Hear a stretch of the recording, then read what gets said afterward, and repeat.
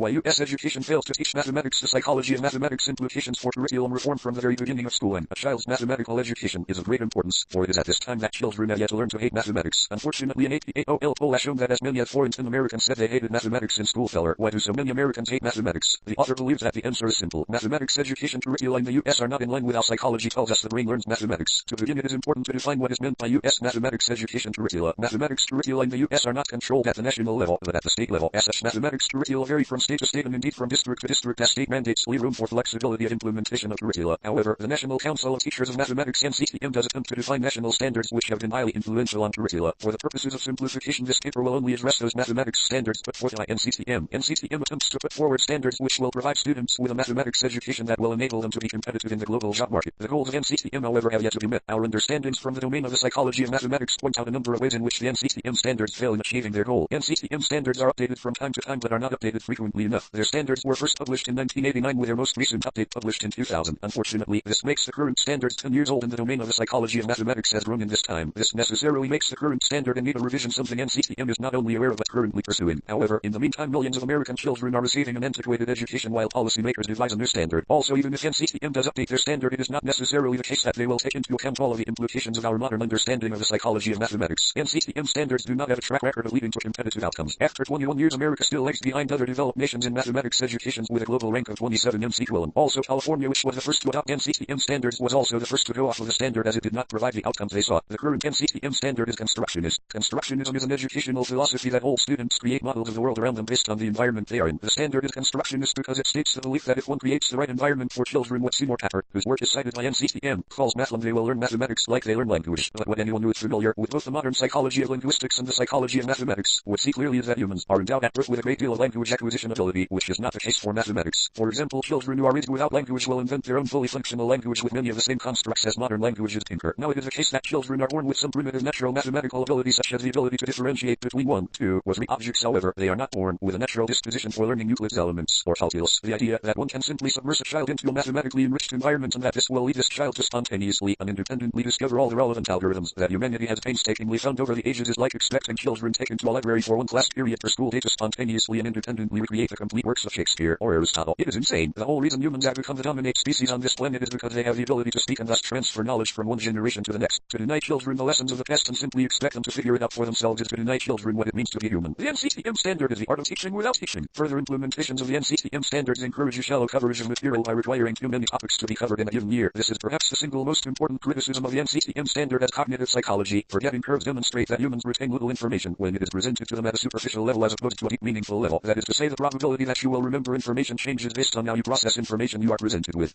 This is a cognitive factor that is something that cannot be observed in a behaviorist way as it requires individuals to process information in a particular way. Mental processes, however, are excluded from behaviorist thought as behaviorists see the mind as a black box. As such, it is not surprising then that the NCTM standards, being based on the antiquated behaviorist psychology, do not correctly employ modern cognitive psychology findings which would call for a standard that emphasizes depth of processing over breadth of coverage. To further demonstrate the importance of depth of processing, one is directed to the findings from a 2005 study Ginsberg which compared education curricula throughout the U.S. to that of Singapore. The study was based on the number of topics covered per year and the performance of students on assessment tests. It was found that all American curricula in the study covered more topics than the Singapore curriculum and that test scores improved the closer they were to the Singapore curriculum. It is reasoned that American students are unlikely to be able to learn so much more information than Singapore children in a given school year, and thus it must be the case that in order for Americans to cover all these topics, depth of coverage must necessarily be sacrificed. Another major difference between the American curriculum and the Singapore curriculum is the amount of repetition. This can again be paralleled with behaviorist thinking. Behaviorists believe that learning of complex behaviors, like mathematics, are best taught by the gradual shaping of behavior. At first they would have learners do tasks that use only fundamental aspects of higher level behaviors. With great repetition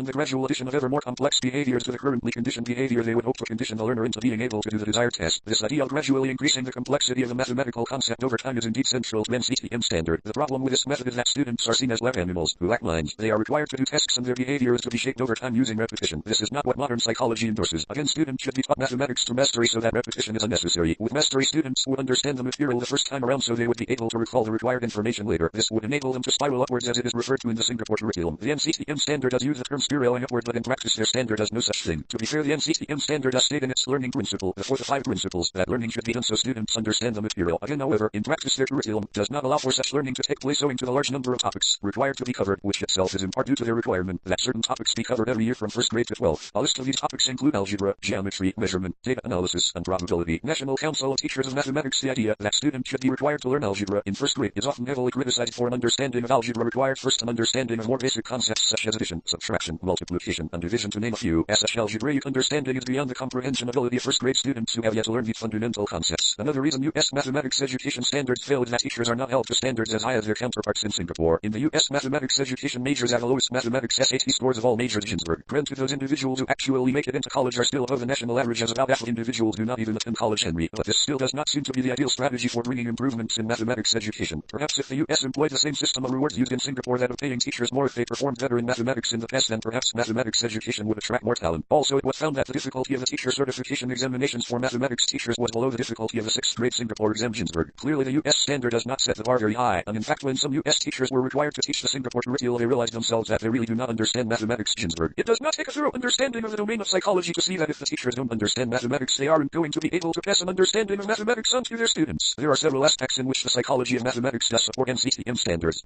For one, there is agreement on the importance of persevering in the face of challenge, as this trait has been shown to be highly correlated with success in life. In fact, it has been stated that those who are considered geniuses are simply blessed with a greater disposition for patience. Also, there is agreement on the need for necessary difficulty. It has been shown that by increasing the difficulty of recall while still successfully recalling information, one increases long-term retention. The psychology of mathematics does support language reform in curricula, which is not supported by NCTM. If psychologists had their way, schools throughout the world would have their children using the mathematical terms of the Chinese dialect of Cantonese, as this language boasts the shortest utterance of numerical quantities. The short verbal representations have been shown to give humans an increased capacity of the number of items which can be held in their working memory, thus facilitating mental arithmetic to gain the number since 107. The psychological literature does not support NCTM's equity principle, which states that all students are capable of learning mathematics and so all students should be given mathematics education. Although it is the case that the vast majority of individuals are indeed capable of learning mathematics, the literature demonstrates clearly that mathematical ability, as with all cognitive abilities, is reducible to the brain. More specifically, the intraparietal sulcus has been established as being of great importance in arithmetic calculations via brain imaging technology to gain arithmetic and the brain. These findings provide strong evidence that mathematical ability has a neuronal basis which is invariant from individual to individual. In individuals with development abnormalities in this area, dyscalculia, a mathematical disability from birth, is common. Further, normal individuals who suffer damage to this area later in life have been found to suffer from acalculia or acquired mathematical disability. That is to say, individuals diagnosed with acalculia are at one point able to do mathematics just fine, but after damage to the brain they lose specific mathematics functionality to gain the number sense. Thus, individuals who lack the brain regions that do mathematics are found to lack the ability to do mathematics. Thus, requiring such individuals to do mathematics would be akin to requiring a blind person to see. Thus, one should not require such individuals to do mathematics. The literature does not support the current standard method of rote memorization of multiplication tables. This is because it has been shown that the presentation of a multiplication of two factors automatically activates the product of nearby factors. In order to minimize the likelihood of producing an error, method should be employed which more clearly delineate factor products. Although the author is not aware of any mental calculation strategies which would do such a thing, it is clear that the usage of calculators would solve this problem, as they do not suffer from the same limitations as brains do. Thus, the psychology of mathematics is in favor of early introduction of calculators. Given it is the author's opinion that mathematics education in the U.S. is a great reason to homeschool one's children. Here, students can be provided with Singapore textbooks and video lectures, which should enable them to go at their own pace and learn mathematics with far greater comprehension than U.S. students who are subject to NCTM standards. If the reader is interested in learning more about homeschooling, the author would direct the reader to the text, The Teenage Liberation Handbook, How to Quit School and Get a Real Life in Education by Grace Llewellyn. This text is considered the homeschooling Bible in the homeschooling community, as it debunks many of the myths about homeschooling and provides a number of personal experiences of parents who homeschool their children so the reader can learn from their experiences. It addresses legal issues and provides information on outcomes of homeschooling, which are usually very positive. Also, this text provides the reader with references to support groups for homeschooling and where to look for additional information. In conclusion, although some of the NCTM standards are supported by the current state of knowledge in the domain of the psychology of mathematics, many are not. As such, the education of the nation's children is less than optimal, and one would be wise to implement those suggestions made in this paper as they are supported by the science of psychology.